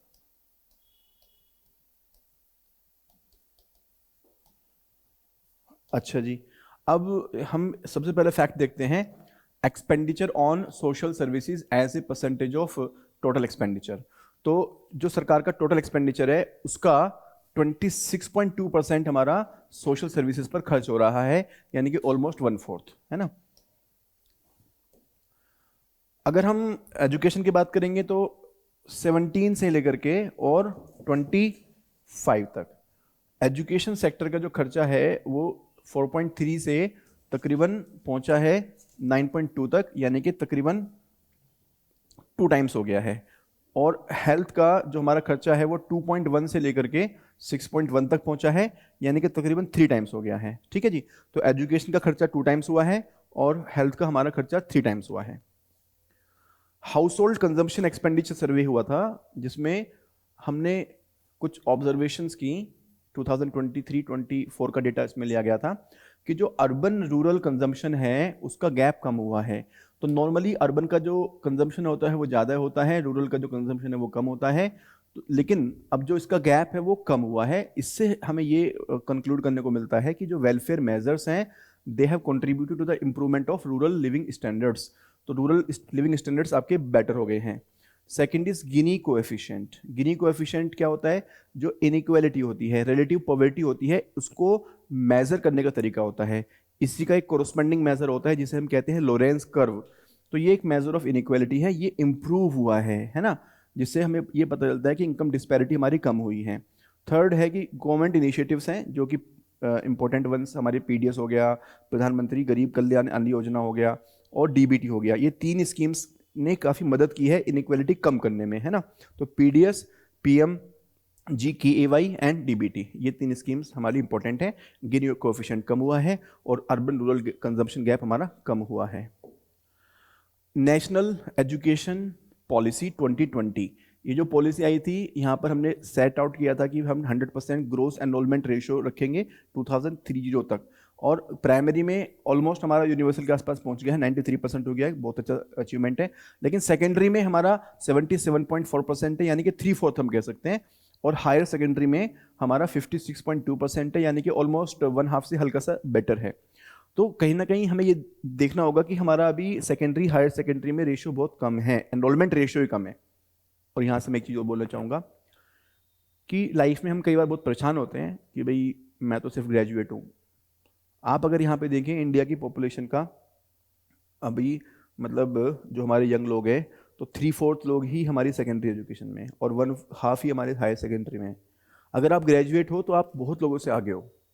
तो हमेशा थैंकफुल रहो दूसरों के लिए, गॉड के लिए, कंट्री के लिए, पेरेंट्स के लिए, फैमिली के लिए, टीचर्स के लिए, है ना। हमेशा कमी की तरफ मत देखो, अच्छी बातों की तरफ भी देखो, है ना। एक वर्ड यहाँ पर यूज किया गया है FLN। FLN क्या होता है? Foundational literacy and numeracy. इसका मतलब ये होता है कि 3rd क्लास तक के जो बच्चे हैं वो रीडिंग विद अंडरस्टैंड कर सकते हैं, और न्यूमरेसी भी वो कर सकते हैं। तो national initiative for proficiency in reading with understanding, यानी कि पढ़ें वो, रीडिंग करें, अंडरस्टैंडिंग के साथ करें, और न्यूमरेसी यानी कि जो मल्टीप्लिकेशन, डिवीजन, सब्ट्रैक्शन, वो सब कर सके। इस स्कीम का नाम है निपुण भारत। तो निपुण भारत स्कीम ये चलाई जा रही है जहाँ पर FLN पे फोकस किया जा रहा है for the students up to grade 3, ठीक है जी। और यहाँ पर हमारा टारगेट है कि हम यूनिवर्सलाइज करें इसको बाय 2026-27। अब इसमें एक बहुत अच्छा एक सजेशन उन्होंने दिया हुआ है, peer teaching and peer tutoring, यानी कि ग्रुप स्टडी करें जहाँ पर जो सीनियर बच्चे हैं वो जूनियर को पढ़ाएं, या फिर जो इंटेलिजेंट बच्चे हैं वो अदर्स को पढ़ाएं। और यहाँ पर दो इन्होंने बहुत अच्छे मॉडल्स दिए हुए हैं। MP गुजरात में इन्होंने मिशन अंकुर दिया हुआ है, और बिहार में मिशन दक्ष दिया गया है। ये जो पीयर ट्यूटरिंग प्रोग्राम है, ये कहीं ना कहीं एक इनोवेटिव सॉल्यूशन है जो हमें आंसर्स में लिखना चाहिए, और अदरवाइज अपने जो इंटरव्यू है वहाँ पर हम बता सकते हैं, और हो सकता है कि प्रीलिम्स में भी ये क्वेश्चन आ जाए, है ना। अच्छा, पीयर लर्निंग से बहुत ज़्यादा फ़ायदे हो रहे हैं कि स्टूडेंट्स का एंगेजमेंट बढ़ रहा है, क्योंकि वो देखते हैं कि भाई साथ के जो बच्चे हैं वही उनको पढ़ा रहे हैं, तो उनका इंटरेस्ट आता है। उनका कॉम्प्रिहेंशन बढ़ रहा है, वो चीज़ों को बेटर अंडरस्टैंड कर पा रहे हैं, क्योंकि उन्हीं की लैंग्वेज में उनके जो साथ के बच्चे वो पढ़ाते हैं। और कॉस्ट इफेक्टिव भी है, क्योंकि यहाँ पर कॉस्ट कोई इनकर नहीं करनी होती। स्केलेबल है, क्योंकि हर एक इसमें हर एक पर्सन को इन्वॉल्व कर सकते हैं, और अल्टीमेटली लिटरेसी भी इंप्रूव हो रही है। तो FLN जो इनिशिएटिव है, यहाँ पर हम पीयर ट्यूटरिंग प्रोग्राम्स को यूज़ करके इसको सक्सेसफुल बना रहे हैं। इसके अलावा आज के समय में हमारे लिए EQ एंड SQ भी इम्पोर्टेंट है। हम लोग पहले से ही IQ पे काम करते हुए आए हैं, यानी कि इंटेलिजेंस पे फोकस कर रहे हैं, लेकिन सोशल कोशेंट और इमोशनल कोशेंट को भी हमें ध्यान देना होगा। ये हमेशा मैं अपनी क्लासेस में बोलता हूँ कि भाई अपनी सोशल अंडरस्टैंडिंग को अच्छा रखिए। जिस सोसाइटी में आप हैं, अपने फ्रेंड्स के साथ, फैमिली के साथ, अपने टीचर्स के साथ घुल मिल के रहिए, आइसोलेशन में मत रहिए। और आपकी इमोशनल लर्निंग भी होनी चाहिए। इमोशनल लर्निंग मतलब आप अपने आप को अंडरस्टैंड कर सकें, आप अपने इमोशंस को अंडरस्टैंड कर सकें, उनको मैनेज कर सकें, है ना। तो ये वाली जो वेल बीइंग है, ये भी बहुत इंपॉर्टेंट है ना। तो पहले अगर हम देखें इंटरनेशनल मॉडल्स की अगर बात करें, तो इंटरनेशनल मॉडल्स में C मॉडल है एमोरी यूनिवर्सिटी का, और रूलर मॉडल है येल सेंटर का। चाहे तो आप इसको सर्च करके गूगल पे चेक कर सकते हैं कि क्या इनमें मेजर पॉइंटर्स हैं, लेकिन नाम भी याद रहेगा। तो सिर्फ अपने मेंस में आपको, मेंस के आंसर में जस्ट आपको रेफरेंस देना है। इंडिया में हमारा जो एक मॉडल है वो है टिम तारे। टिम तारे जो है ये लाइफ स्किल्स पे फोकस करता है, एम्पैथी टीचिंग पे फोकस करता है, क्रिटिकल थिंकिंग पे फोकस करता है, एंड कम्युनिकेशन स्किल पे फोकस करता है। क्योंकि देखिए, हमें सिर्फ बच्चों को रट्टू तोता नहीं बनाना, उनको सिर्फ इंटेलिजेंस पे फोकस नहीं करना, उनको स्किल्स भी प्रोवाइड करनी है, लाइफ स्किल्स, जैसे कि वो दूसरों को किस तरह से अपने अपने आप को प्रेजेंट करें दूसरों के सामने। एम्पैथी सिखानी है, एम्पैथी कि भाई वो जो उनके आसपास लोग हैं उनके प्रति कैसे सेंसिटिव बने, है ना, सीनियर सिटीजन्स के लिए, या फिर जो लेस प्रिविलेज्ड सेक्शंस हैं, है ना। क्रिटिकल थिंकिंग यानी कि वो अपनी विवेक बुद्धि को अप्लाई करें, सिर्फ जो उनके मन में आ रहा है, जो उनकी इंद्रियां कह रही हैं वो ना सुने, बल्कि अपनी विवेक बुद्धि को प्रयोग करें। And communication skills, and the programs in Maharashtra, Mizoram, Uttarakhand and Rajasthan, they also integrate the SEL into school curriculums, है ना। तो महाराष्ट्र, मिजोरम, उत्तराखंड, राजस्थान, ये 4 स्टेट का नाम याद रखिएगा, इन्होंने भी SEL को अपने करिकुलम में इंटीग्रेट किया हुआ है ना। तो अभी तक हम लोगों ने काफ़ी सारे मॉडल्स पढ़े हैं। आपको याद होगा महा FPC मॉडल पढ़ा था, महाराष्ट्र FPC के लिए एग्रीकल्चर चैप्टर में। केरला मॉडल पढ़ा था हमने लैंड लीजिंग के लिए। उसके बाद हमने देखा था कि भाई टिम तारे हमारी एक स्कीम है, और इसके बाद हमारा इसके अलावा हमने इंटरनेशनल मॉडल्स ये वाले भी देखे हैं हम लोगों ने, है ना। तो ये कुछ मॉडल्स हैं जो आप अपने मेंस के आंसर्स में यूज़ कर सकते हैं। NEP 2020 में काफ़ी सारे रिफॉर्म्स आए थे, जिसमें कि उन्होंने फोकस किया है कि मल्टी डिसिप्लिनरी इंस्टीट्यूशंस बने, यूनिडायमेंशनल ना होकर के मल्टी डायमेंशनल हो। ऑटोनॉमी और इनोवेशन की आज़ादी दी जाए हायर एजुकेशन इंस्टीट्यूशंस को, रिसर्च पे फोकस किया जाए, स्किल्स पे फोकस किया जाए, और इंटरनेशनल कोलैबोरेशन पे फोकस किया जाए। इसके लिए गवर्नमेंट के कुछ प्रोग्राम्स हैं जिनका नाम है दीक्षा, स्वयं एंड PMG दिशा। PMG दिशा आपकी डिजिटल लिटरेसी बढ़ाने के लिए है, ठीक है। तो बहुत ज़्यादा इंपॉर्टेंट नहीं है, लेकिन बस एक रेफरेंस पॉइंट के लिए आप देख सकते हो। ये थोड़ा इंपॉर्टेंट है कि भी हेल्थ केयर में हमसे पूछा जाए कि हेल्थ केयर में हमारे लिए क्या इंपॉर्टेंट है, तो पहली बात तो प्रिवेंटिव हेल्थ केयर हमारे लिए इंपॉर्टेंट है। Preventive health care example vaccination. Second हमारे लिए इंपॉर्टेंट है मेंटल हेल्थ, जो हमने अभी देखा कि भाई डिप्रेशन या आइसोलेशन, लोनलीनेस, एंग्जाइटी, फोमो, ये सब मेंटल हेल्थ इश्यूज हैं। तो ये भी हमें इंडिया में फोकस करने हैं। ट्रेडिशनली फोकस नहीं किए हैं लेकिन अब हमें करने हैं। And third is use of AI in the health care solutions. ये तीन चीज़ें हमारी प्रायोरिटी हैं। और लाइफस्टाइल डिसीज जैसे कि ओबेसिटी, डायबिटीज़, है ना, तो ये हमारी प्रॉब्लम बढ़ रही हैं। इसमें हमें ज़रूरत है कि अर्ली इंटरवेंशन करें, यानी कि टाइमली डिटेक्ट करें, उसका ट्रीटमेंट चालू करें, एंड बिहेवियरल चेंज करें। बिहेवियरल चेंज मतलब लाइफस्टाइल चेंज करें, जैसे कि अपनी लाइफ को बहुत ज़्यादा एक्टिव बनाएं, उसको सोशल बनाएं। अच्छा, हेल्थ सेक्टर में हमारे पास इंपॉर्टेंट पिलर्स हैं, हेल्थ पॉलिसी में इंपॉर्टेंट पिलर्स हैं। पहला पिलर हमारा है प्रिवेंटिव हेल्थ केयर, यानी कि हमें डिसीज़ को प्रिवेंट करना है। इसके लिए हमारे पास काफ़ी सारे इनिशिएटिव्स हैं under the national health mission. Second हमारा फोकस है early detection of the elements. ठीक है, तो फर्स्ट में हमने कोशिश की है कि हम एलिमेंट को होने ही ना दें, प्रिवेंट करें। दूसरे में हमने फोकस किया है कि हम अर्ली डिटेक्शन करें। National programme for prevention and control of non communicable diseases, non communicable diseases को हम टाइमली डिटेक्ट कर सकें, तो ये हमारा फोकस करता है अर्ली डिटेक्शन पे। थर्ड हमारी है मेडिसिन्स मेडिसिन्स के लिए हमारे पास में है जन औषधि केंद्र और पीएम आरोग्य योजना। ठीक है, फोर्थ हमारा फोकस है रूरल एरियाज़ में, जिसके लिए हमारे पास में प्राइमरी हेल्थ केयर सेंटर्स हैं, कम्युनिटी हेल्थ केयर सेंटर्स हैं। और लास्ट हमारा है फोकस टेक्नोलॉजी इंटीग्रेशन पर, है ना। तो मैं वापस से आपको बता देता हूँ, प्रिवेंशन पर, अर्ली डिटेक्शन पर, रूरल हेल्थ केयर पर, और मेडिसिन्स पर, और टेक्नोलॉजी पर। ये हमारे 5 फोकस एरियाज़ हैं। तो मोस्टली जो हमारे स्कीम्स हैं इसी के अराउंड हैं। अगर आपसे क्वेश्चन पूछा जाए कि भाई कौन कौन से 5 हमारे पिलर्स हैं पॉलिसी में, तो ये पिलर्स आपको पता होने चाहिए। मेंटल वेलबींग और लाइफस्टाइल के लिए बेसिकली अगर हम देखें तो यहाँ पर बहुत कुछ इंपॉर्टेंट चीज़ें दी हुई है। ये आपके लिए भी इनफैक्ट लर्निंग वाली चीज़ है। आप इसको अपने लाइफ में भी इसको रिफ्लेक्ट बैक कीजिएगा कि आप क्या कर रहे हैं, है ना, कि कौन कौन से ऐसे फैक्टर्स हैं जो आपकी मेंटल वेलबींग को इम्पैक्ट करते हैं। अगर आप अल्ट्रा प्रोसेस्ड फूड कंज्यूम करते हो फ्रिक्वेंटली, तो आपकी मेंटल वेलबींग स्कोर कम होगा, यानी कि मेंटल वेलबींग आपकी अच्छी नहीं होगी। और अगर आप उसको रेयरली नेवर करते हो तो अच्छी होगी। तो अल्ट्रा प्रोसेस्ड फूड आपको अवॉइड करने चाहिए, जैसे कि जो पैक्ड फूड्स होते हैं, है ना। Second is family closeness. तो देखिए, फैमिली से इंटरेक्शन करना बहुत ज़रूरी है, उनसे घुलना मिलना, फेस्टिवल्स पे जाना, उनके साथ डेली बात करना, है ना। क्योंकि अगर आप उनसे क्लोज नहीं हो तो मेंटल वेलबींग अच्छी नहीं होती है, अदरवाइज अच्छी होती है।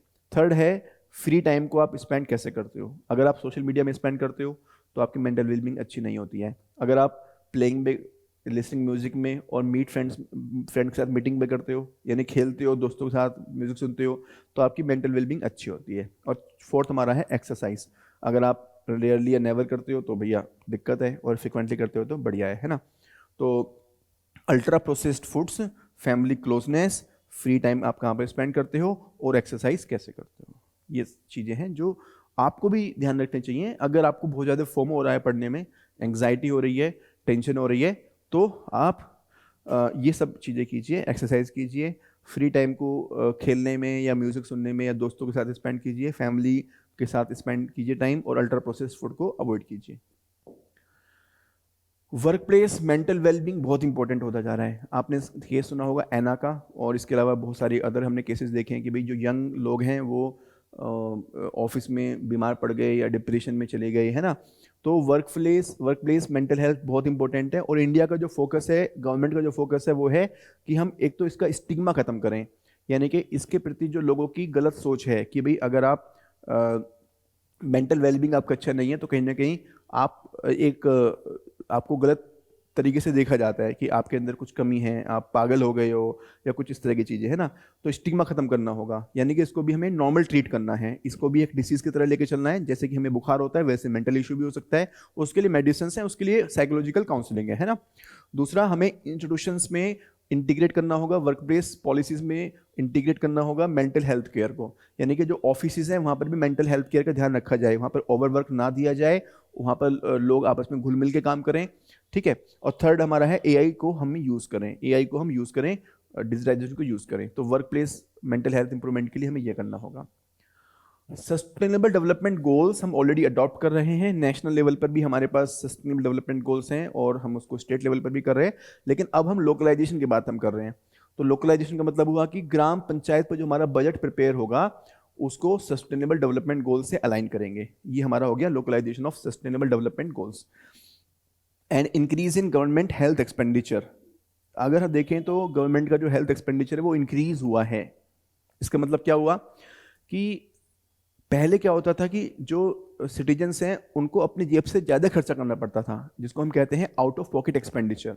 लेकिन गवर्नमेंट की बहुत सारी स्कीम्स आई, जिसमें से सबसे फेमस स्कीम है आयुष्मान भारत, जिसमें सरकार ने पुअर लोगों को बीमा दिया, इंश्योरेंस दिया 5 लाख रुपीज़ तक का, और स्टेट गवर्नमेंट मिला करके 10 लाख रुपीज़ तक का भी दे रहे हैं उसमें।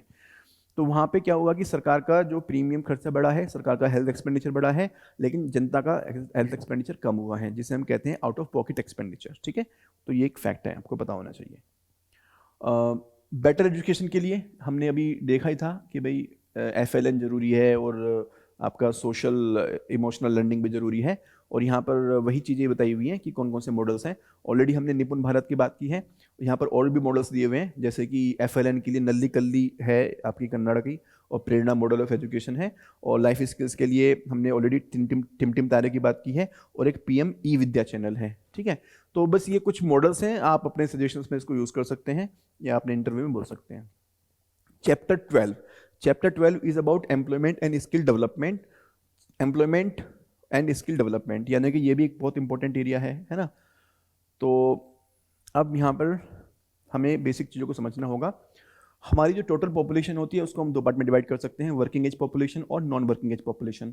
नॉन वर्किंग एज पॉपुलेशन जैसे कि सीनियर सिटीजन्स हो गए, नॉर्मली 60+ होते हैं, किड्स यानी कि जो up to 14 years of age होते हैं, और जो वर्किंग एज होते हैं वो आपके 2 कैटेगरी में डिवाइड किए जा सकते हैं, विलिंग एंड कैपेबल, जिसको हम लेबर फोर्स कहते हैं, and the people who are either not willing और नॉट कैपेबल और बोथ ऑफ देम, बेसिकली जैसे कि हायर एजुकेशन में लोग जा रहे हैं या फिर हाउस वाइफ होती हैं, तो ये these are not part of the labour force participation. तो ये लेबर फोर्स में जो लोग काम करते हैं इनको हम कंसिडर करते हैं लेबर फोर्स पार्टिसिपेशन में, यानी कि labour force as a comparison of working age population, this is known as labour force participation rate. ठीक है, इसको फीमेल्स के लिए सेपरेटली भी कैलकुलेट कर सकते हैं। और लेबर फोर्स में से यानी कि ये लोग वो हैं जो कैपेबल भी हैं और जो जॉब को ढूंढ भी रहे हैं, विलिंग भी हैं जॉब करने के लिए। अब इनमें से जिनको जॉब मिल जाती है उसको हम कहते हैं वर्कर्स, और जिनको जॉब नहीं मिलती है वो होते हैं हमारे अनएम्प्लॉयड, है ना। अब ये जो वर्कर्स होते हैं, वर्कर्स का ratio total working age population में कितना है उसे हम कहते हैं working population ratio, worker population ratio. ठीक है, और अनएम्प्लॉयमेंट, कितने लोग अनएम्प्लॉयड हैं as a comparison of labour force, इसे हम कहते हैं अनएम्प्लॉयमेंट रेट। ठीक है, तो अनएम्प्लॉयमेंट रेट भी हमें पता होना चाहिए, और वर्कर पॉपुलेशन रेशियो भी पता होना चाहिए, और लेबर फोर्स पार्टिसिपेशन रेट भी पता होना चाहिए। ये हमारे 3 की टर्म्स हैं, और ये हमने क्यों डिस्कस किए हैं, क्योंकि जो हमारी रिपोर्ट है, इस रिपोर्ट का नाम है periodic labour force survey, PLFS। इसका जो क्वार्टरली रिपोर्ट है ये आपकी ministry of statistics and programme implementation द्वारा दी जाती है। इस रिपोर्ट में ये देखने को मिला है कि labour force participation rate India में अब इंक्रीज हुआ है, जो कि एक अच्छा इंडिकेटर है, यानी कि ज़्यादा लोग अब जॉब करने के लिए तैयार हैं। वर्कर पॉपुलेशन रेट भी इंक्रीज हुआ है, यानी कि ज़्यादा लोगों को जॉब मिल रही है, और अनएम्प्लॉयमेंट रेट हमारा कम हुआ है, यानी कि कहीं ना कहीं ये अच्छी बात है। ठीक है, तो ये 3 फैक्टर जो हमको पता होने चाहिए, यानी कि तीनों ही फैक्ट जो है हमारे बेटरमेंट की तरफ जा रही है। अब देखिए, इंडिया में जॉबलेस ग्रोथ रही है, आपको पता होगा 1991 के बाद में सर्विस सेक्टर पे फोकस था, सर्विस सेक्टर में जॉब बहुत ज़्यादा जनरेट होती नहीं है। अगर हमारी जॉब्स ज़्यादा ग्रोथ क्रिएट नहीं होती हैं, सबसे बड़ी प्रॉब्लम होती है कि हमारी इनइक्वालिटी बढ़ती है, क्योंकि जिन लोगों को जॉब मिलती है उनको बहुत ज़्यादा सैलरी मिलती है, जिनको जॉब नहीं मिलती है उनको कुछ भी सैलरी नहीं मिलती। लॉन्ग टर्म में इससे हमें नुकसान क्या होता है, लॉन्ग टर्म में नुकसान होते हैं 2। पहली बात तो सोशल स्टेबिलिटी प्रॉपर नहीं हो पाती, दूसरी बात है कि इसकी वजह से कंजम्पशन भी हमारा प्रॉपर्ली डिस्ट्रीब्यूट नहीं हो पाता। ठीक है, तो a country experiencing high economic growth without sufficient employment opportunities risks widening income inequality leading to social and economic instability, जो कि अच्छी बात नहीं है। ठीक है, और इंडिया का एक फैक्ट है जो आपको याद होना चाहिए कि इंडिया में डेमोग्राफिक अपॉर्चुनिटी है, ये ऑलरेडी पता है आपको, लेकिन India has a unique demographic opportunity with about 26% of the population age 10 to 24 years, यानी कि 10 to 24 ईयर्स में हमारे 26% पॉपुलेशन है, जो कि बहुत एनर्जेटिक होती है, जिसको मोल्ड कर सकते हैं फॉर द बेटरमेंट। ठीक है, and compared to the developed nations with aging populations, India's median age is around 20 years. India की जो एवरेज एज है 28 ईयर्स है, significantly lower than countries like Japan and USA। Japan USA Elder मतलब वहाँ पर जो है एजिंग पॉपुलेशन है, और इंडिया में ये एवरेज एज 28 ईयर्स है। तो ये दो चीज़ें आपको पता होनी चाहिए कि 10 to 24 में हमारी जो डेमोग्राफिक पॉपुलेशन है वो 26% है, और मीडियन एज हमारी 28 ईयर्स है। पीएम इंटर्नशिप स्कीम हमने स्टार्ट की थी जुलाई 2024 में, जो बजट आया था वहाँ पर हमने प्रैक्टिकल एक्सपीरियंस की बात की थी। तो वहाँ पर हमने बोला कि भाई काफ़ी सारे यूथ जो है उनको बड़ी बड़ी कंपनियों में प्लेसमेंट मिलेगा इंटर्नशिप के लिए। और दूसरा हमने एक ऑब्जर्वेशन और देखी है इकोनॉमिक सर्वे में कि फॉर्मल एम्प्लॉयमेंट बढ़ा है। इसका इंडिकेटर है enrolment in the employ provident fund accounts. तो एम्प्लॉय प्रोविडेंट फंड में रजिस्ट्रेशन बढ़े हैं, यानी कि लोगों ने फॉर्मल जॉब्स ज़्यादा ज्वाइन की हैं। इसका एक कारण है ELI, एम्प्लॉयमेंट लिंक्ड इंसेंटिव, ये जुलाई 2024 के बजट में आया था। डिपेंडेंसी रेशियो इंडिया में डिक्रीज हुआ है, उसका कारण है फर्टिलिटी रेट का कम होना। और इंडिया में डबल इनकम नो किड्स वाली पॉलिसी भी आजकल काफ़ी चल रही है। काफ़ी सारे यंग कपल हैं जो कि अर्न करते हैं दोनों लोग, फिर खूब जो है वो घूमते फिरते हैं, लेकिन वो किड्स को नहीं करते हैं, किड्स को बियर नहीं करते हैं, जिसकी वजह से डिपेंडेंसी ऑफ किड्स कम होती जा रही है। और अदरवाइज भी हमारी जो सीनियर पॉपुलेशन है वो भी कंपैरेटिवली कम ही है ना। Changes in employment structure, employment structure में चेंज हो रहा है। सेल्फ एम्प्लॉयमेंट बढ़ रहा है, पहले 52% था कोविड से पहले, और अब हमारा 58% हो गया है 23-24 में। उसके रीजंस क्या है कि एक तो एंटरप्रेन्योरल एक्टिविटी बढ़ रही है। हमारे जो स्कीम्स हैं जैसे कि स्टार्टअप इंडिया, मुद्रा योजना, स्टैंड अप इंडिया, इसकी वजह से लोग खुद का बिजनेस ज़्यादा कर रहे हैं। दूसरा है कि लोग इनफॉर्मल वर्क भी कर रहे हैं, स्पेशली वुमेन, वो अपने घर वालों के साथ में फैमिली बिजनेस में इन्वॉल्व हो रही हैं या फिर स्मॉल बिजनेस को सपोर्ट कर रही हैं rather than going for the regular salaried jobs. Covid के टाइम पे हमें ये फील हुआ कि भाई आपको बहुत ज़्यादा ट्रैवल करना या बहुत हेक्टिक जॉब में काम करना ज़रूरी नहीं है, अगर आप अपने बिजनेस में भी काम करते हैं तो भी अच्छा होता है। तो कहीं ना कहीं यही बात यहाँ पर हमें देखने को मिल रही है। Third is an increase in the own account workers, यानी कि जो अपने लिए काम करते हैं, गिग वर्कर्स जिनको हम कहते हैं, है ना। तो तीन चीज़ें हैं जिसकी वजह से सेल्फ एम्प्लॉयमेंट बढ़ा है। अच्छा जी, अब हम देखते हैं कि sector wise distribution of workforce क्या है। तो एग्रीकल्चर का हमारा रेशियो है 46%, वो हमने देखा ही था।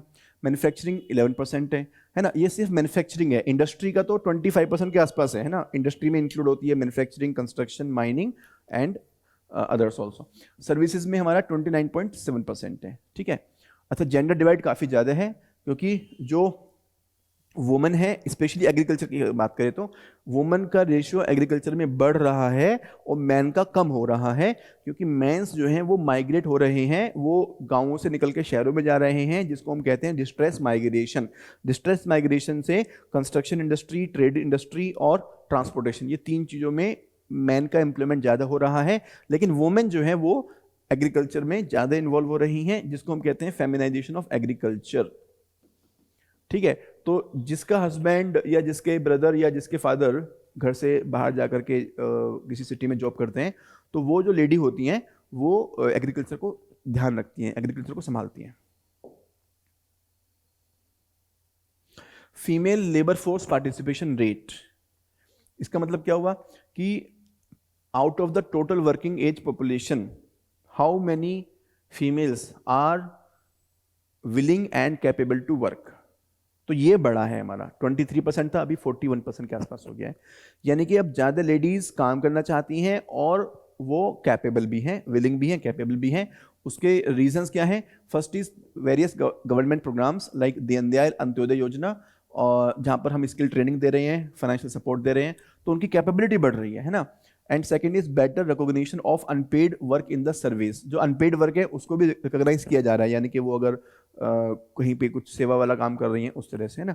More women entering self employment and informal work, तो जो लेबर है, लेबर फोर्स पार्टिसिपेशन इसलिए भी बढ़ रहा है क्योंकि वो सेल्फ एम्प्लॉयमेंट में यानी गिग इकोनॉमी में वो फ्रीलांसिंग कर रही हैं या इनफॉर्मल वर्क कर रही हैं, अपने बिजनेस, अपने फैमिली बिजनेस को सपोर्ट कर रही हैं, या फिर कोई छोटा मोटा बिजनेस खुद से कर रही हैं, है ना। तो इसकी वजह से female labour force participation rate काफ़ी बढ़ा है, ये बहुत अच्छा डेवलपमेंट है। Corporate profitability versus wage growth, तो ये कहीं ना कहीं एक नेगेटिव है हमारा कि कॉर्पोरेट के प्रॉफिट्स बढ़े हैं 22% से, लेकिन एम्प्लॉयमेंट जो है वो सिर्फ आपका 1.5% ग्रो हुआ है। तो ये इंडिकेट करता है कि भाई इंडस्ट्री हमारी कॉस्ट कटिंग कर रही है और ऑटोमेशन की तरफ जा रही है, जो कि बहुत अच्छी बात नहीं है। अच्छा, ये चीज़ें कुछ पॉलिसीज़ हैं, आप देख लीजिएगा। Female labour force participation rate बढ़ाने के लिए कि भाई हम फीमेल्स को स्किल डेवलपमेंट के लिए और मार्केटिंग सपोर्ट दे रहे हैं, क्रेडिट फैसिलिटी दे रहे हैं, और उनके जो खुद के एंटरप्राइज हैं उसको सपोर्ट करने के लिए हम उनको सपोर्ट कर रहे हैं। जॉब क्रिएशन क्रिएट करना बहुत अर्जेंट है, स्पेशली नॉन फार्म एरियाज में। ये जॉब्स क्वालिटेटिव होने चाहिए, सस्टेनेबल होने चाहिए, तो हमें मैन्युफैक्चरिंग और सर्विसेज में ये क्रिएट करनी है, क्योंकि एग्रीकल्चर पे ओवर डिपेंडेंट पॉपुलेशन है। अच्छा जी, अब फाइनली हम आते हैं एम्प्लॉयमेंट सेक्टर में हमारे चैलेंजेस और वे फॉरवर्ड क्या होंगे। सबसे पहले तो हमें स्किल डेवलपमेंट करना होगा as per the industry needs. यहाँ पर ही हमारा इंपॉर्टेंट आता है पीएम इंटर्नशिप स्कीम। जो पीएम इंपॉर्टेंट इंटर्नशिप स्कीम है उसी की इंपॉर्टेंस यहाँ पर इंडिकेट होती है। Second is we have to increase the social security. Social security मतलब प्रोविडेंट फंड, पेंशन, है ना, फॉर द इनफॉर्मल वर्कर्स, जो लोग अपने लिए काम कर रहे हैं या जो लोग इनफॉर्मल सेक्टर में काम कर रहे हैं, through the schemes like eShram and EPFO. Third, हमें वीमेन वर्कफोर्स पार्टिसिपेशन को फर्दर इंक्रीज करना होगा by reducing their child care burden and by increasing the gender inclusive policies. Next, we have to promote the job creation in the emerging sectors like digital economy and renewable energy. तो ये हमें employment chapter में कुछ suggestions मिले हैं जो हम अपने आंसर्स में इंक्लूड कर सकते हैं एम्प्लॉयमेंट वाले में।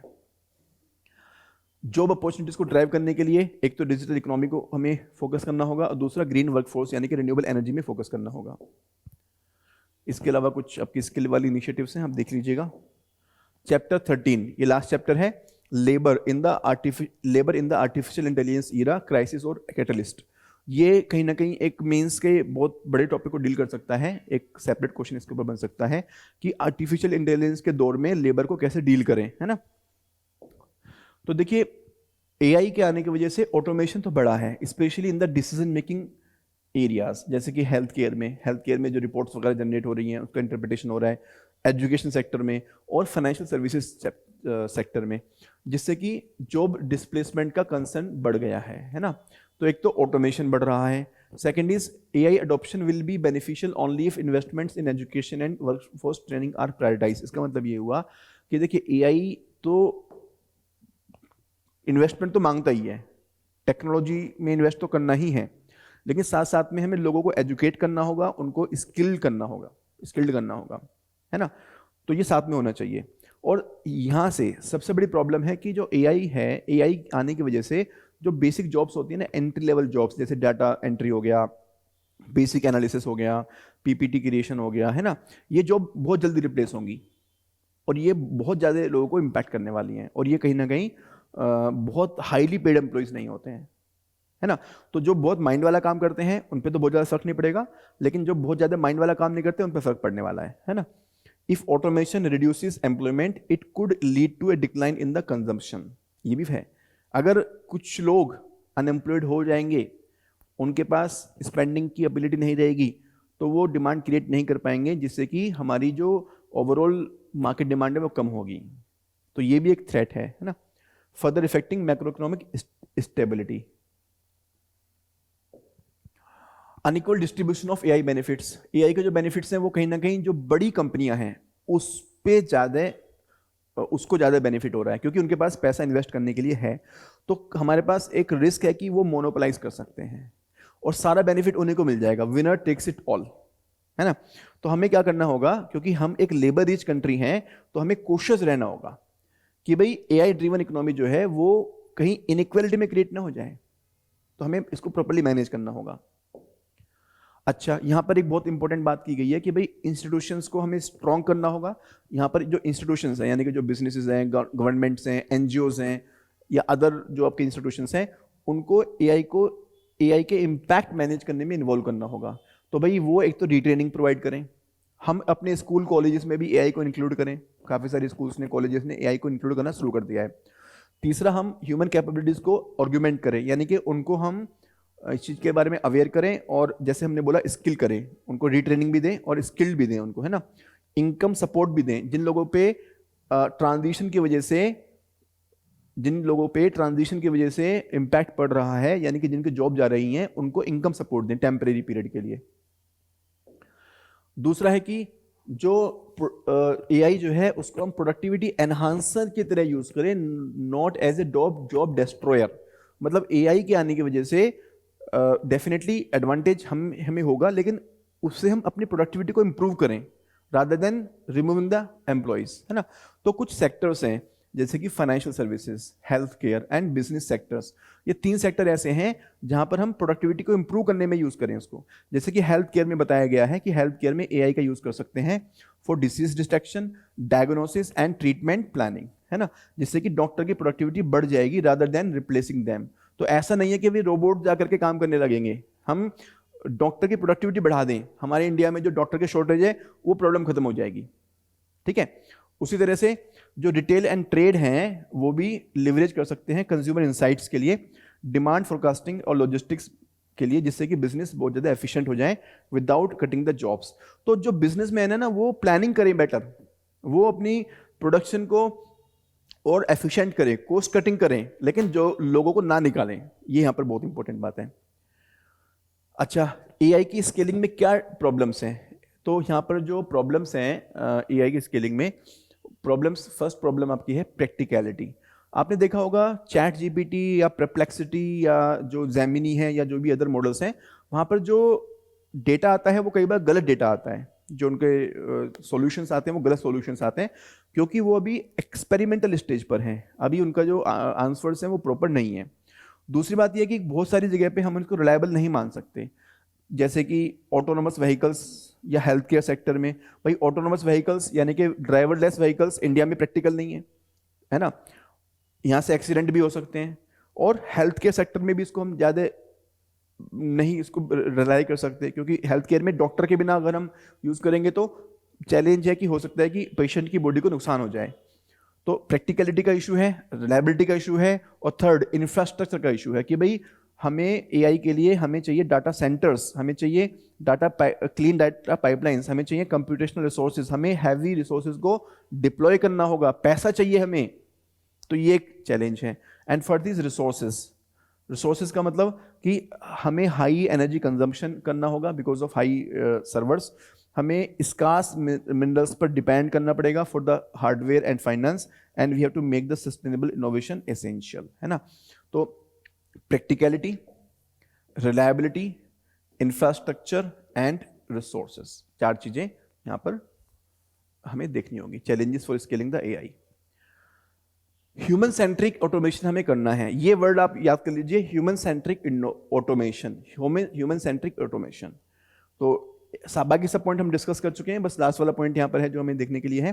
Coordinated effort is required between the government, the private sector and the academia for a future work where AI is labour augmenting rather than labour replacing. ये बहुत अच्छी स्टेटमेंट है, आप इसको कंक्लूजन में यूज कर सकते हैं, ठीक है। तो ये हमारा था इकोनॉमिक सर्वे। अब इकोनॉमिक सर्वे के बाद में हम एक सीरीज बहुत अच्छी स्टार्ट कर रहे हैं जहां पर पूरे साल के इकोनॉमी के करंट अफेयर्स को मैं चैप्टर वाइज एक्यूमुलेट करके और आपको पढ़ाऊंगा, ठीक है जी। तो I hope you enjoyed the economic survey and इसके आपने नोट्स बनाए होंगे। इसकी जो पीपीटी है आपको हमारे टेलीग्राम चैनल पे मिल जाएगी और आप अपने नोट्स को लेकर के बार बार रिवाइज कीजिए। Thank you very much, God bless you.